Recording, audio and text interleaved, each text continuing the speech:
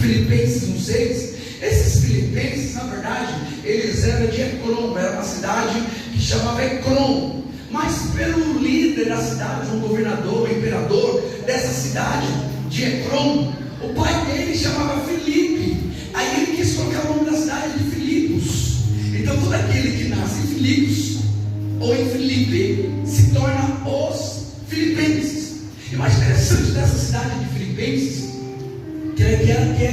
é uma cidade portuária.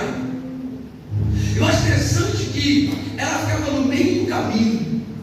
Olha que interessante isso aqui. É uma cidade que ficava no meio do caminho.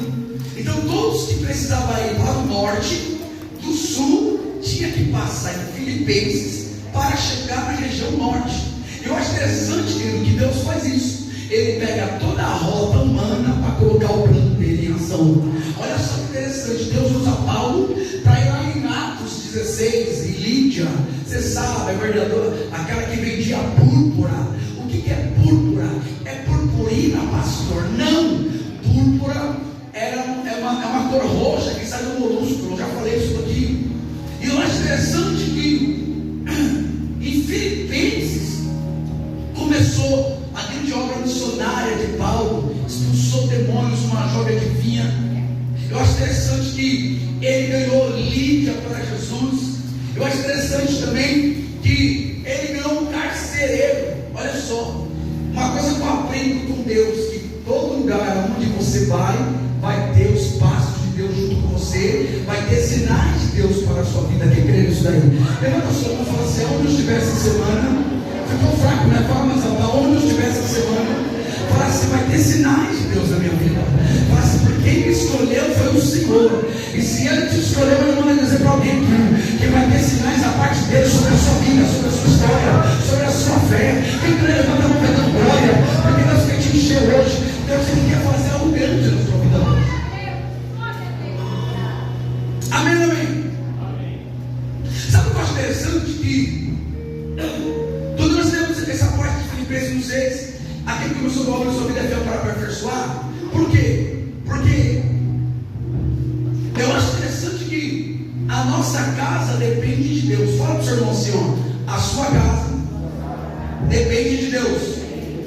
Pergunta para ele: depende ou não depende? Que casa aqui que depende de Deus? A glória a Deus. Então eu acho interessante isso aí, que a minha casa depende de Deus, mas não só dele. Fala para o seu irmão: mas não é só de Deus que depende.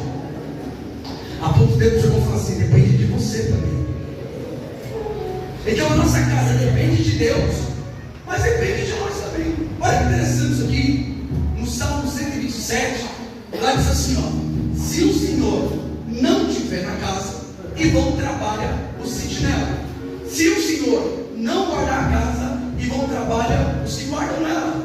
Se o Senhor não edificar a casa, em vão trabalha os que edificam. Então a casa depende de Deus, sim, porque se Ele não tiver, nada vai ter. E eu acho interessante que, mas depende de nós também. Romanos capítulo 12, lá diz assim, ó: e não vos conformeis com este mundo, mas o que?